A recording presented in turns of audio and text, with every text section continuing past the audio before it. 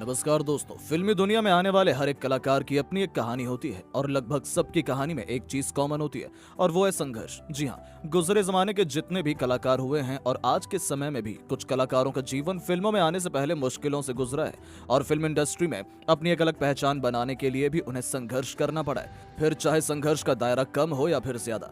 90 के दशक के अंत में ऐसा ही एक कलाकार एक्टिंग की दुनिया में आया जिसने शुरुआती दौर में काफी संघर्ष किया और उसके बाद जाकर फिल्मों में बेहतरीन अभिनय करके दर्शकों के दिलों में अपने लिए जगह बनाई। दोस्तों, हम बात कर रहे हैं फिल्म थ्री इडियट्स में वायरस का रोल करने वाले मशहूर अभिनेता बोमन ईरानी के बारे में, जिन्होंने लगभग 100 फिल्मों में अभिनय किया और दर्शकों को रोमांचित किया। आज भी उन्हें डॉक्टर अस्थाना और वायरस के रूप में जाना जाता है। उन्होंने अपने शुरुआती दिनों में काफी अप्स एंड डाउन्स देखा और काम करके अपने आप को फिल्म इंडस्ट्री तक पहुंचाया। आज के इस वीडियो में हम आपको उनके शुरुआती जीवन से लेकर उनके फिल्मों में एंट्री करने और अपने आप को एक शानदार अभिनेता के रूप में स्थापित करने तक की कहानी को बताएंगे। इसीलिए जानने के लिए वीडियो के अंत तक बने रहिएगा। दोस्तों, बोमन ईरानी का जन्म 2 दिसंबर साल 1959 में मुंबई के एक पारसी परिवार में हुआ था। उन्होंने अपनी शुरुआती पढ़ाई सेंट मैरी स्कूल मुंबई से पूरी की और मीठीबाई कॉलेज मुंबई से पॉलिटेक्निक में डिप्लोमा किया। उन्हें बचपन से ही फिल्में देखने और फिल्मी किताबों को पढ़ने में काफी इंटरेस्ट था और फिल्मों को देखने से उनकी माँ भी उन्हें मना नहीं करती थी। हालांकि जब वो पेट में ही थे तभी उनके पिता इस दुनिया को अलविदा कह गए और तब से उनकी माँ को ही सारी जिम्मेदारी उठानी पड़ी। साथ ही बड़ा होने के बाद बोमन ईरानी को भी अपने परिवार की आर्थिक मदद करने के लिए काम करना पड़ा। उनके परिवार की एक बेकरी शॉप थी तो सभी ने उनसे कहा कि वो अपने फैमिली बिजनेस को ही आगे बढ़ाएं, लेकिन उनकी किस्मत में एक्टर बनना था, लिहाजा उनके एक्टिंग का सफर थिएटर में काम करके शुरू हुआ। हालांकि इसके पहले उन्होंने ताज होटल में करीब 2 साल तक वेटर की नौकरी की और साइड में पैसों को इकट्ठा करने के बाद एक कैमरा लिया जिससे उन्होंने फोटोज शूट करने का काम किया। शूट किए गए पिक्चर्स को उन्होंने एक कंपनी को सेल कर दिया जिससे उन्हें कुछ पैसे मिले। उसके बाद उन्होंने एक स्टूडियो खोला जिसे 2 साल बाद बंद कर दिया गया क्योंकि उनका स्टूडियो नहीं चल रहा था और उन्हें काफी नुकसान भी झेलना पड़ा। खैर, सभी मुश्किलों को पार करते हुए वो एक थिएटर ग्रुप से जुड़े। हालांकि थिएटर में आने के पीछे भी उनकी एक कहानी है। दरअसल जब वो अपना स्टूडियो चला रहे थे तभी उनकी मुलाकात बॉलीवुड कोरियोग्राफर श्यामक डावर से हुई, जिन्होंने बोमन को अपने दोस्त से मिलाया जो एक थिएटर ग्रुप के डायरेक्टर थे। वहां उन्हें एक प्ले में काम करने का मौका दिया गया और जब उन्होंने अभिनय किया तो उनके अभिनय की काफी तारीफ की गई। इसके बाद उन्होंने करीब 14 सालों तक थिएटर में काम किया और अभिनय की बारीकियों को सीखा। फाइनली उन्होंने साल 2001 में फिल्म इंडस्ट्री में कदम रखा और बतौर सहायक अभिनेता अपनी पहली film everybody says I am fine में अभिनय किया, जिसे राहुल बोस द्वारा निर्देशित किया गया था। इस फिल्म में अभिनय करने के बाद उन्होंने अपनी दूसरी फिल्म में अभिनय किया जिसका शीर्षक था लेट्स टॉक, जिसे राम माधवानी द्वारा निर्देशित किया गया था। इसमें उन्होंने निखिल शर्मा की भूमिका निभाई थी।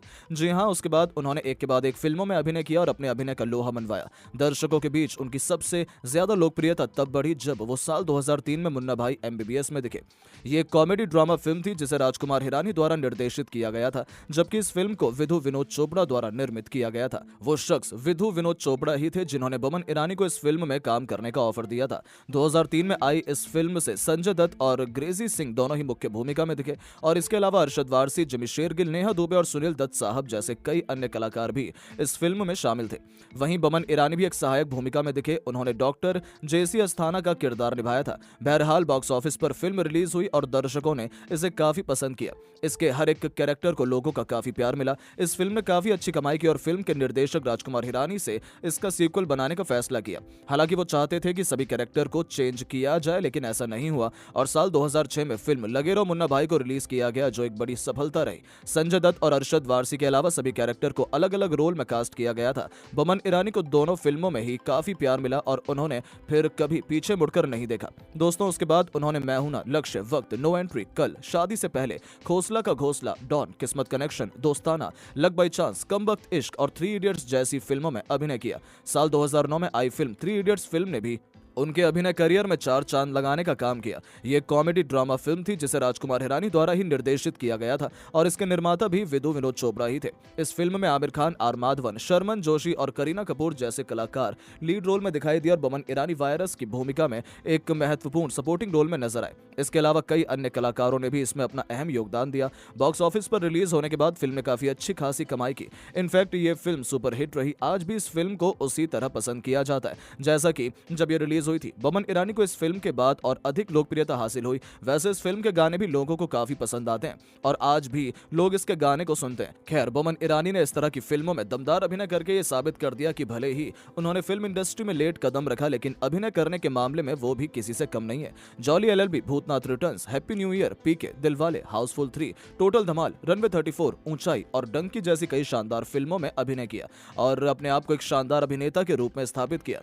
बात करें उनके निजी जीवन की तो वो शादीशुदा हैं और उनकी पत्नी का नाम जेनोबिया ईरानी है, जिनसे उन्होंने साल 1985 में विवाह किया था। दोनों के 2 बच्चे हैं जिनका नाम दनेश और कायोज ईरानी है, जिनमें से कायोज ईरानी एक एक्टर और फिल्म डायरेक्टर हैं। उनका जन्म साल 1987 में हुआ था। उन्होंने student of the year, Bombay talkies जैसी फिल्मों में अभिनय और फिल्म अजीब दास्तां को निर्देशित भी किया है। वहीं पर दनेश ईरानी के बारे में तो अधिक जानकारी नहीं है, लेकिन खबरों के मुताबिक वो भी एक्टिंग की दुनिया में कदम रख सकते हैं। दोस्तों, बमन ईरानी का बचपन काफी मुश्किलों से गुजरा। उनकी मां ने अकेले ही उन्हें और उनकी 3 बड़ी बहनों को संभाला और पढ़ाया लिखाया। जब बमन बड़े हुए तब जाकर उन्हें रियलाइज हुआ कि उनकी मां सभी के लिए कितना कुछ करती हैं। उनकी मां का नाम जैरबानू ईरानी था, जो कि जून 2021 में इस दुनिया से रुखसत हो गईं और मृत्यु के समय उनकी उम्र 94 वर्ष थी। बमन की तीनों बहनें उनसे बड़ी थीं और उनका नाम शिरीन, शेनाज और रोशन है।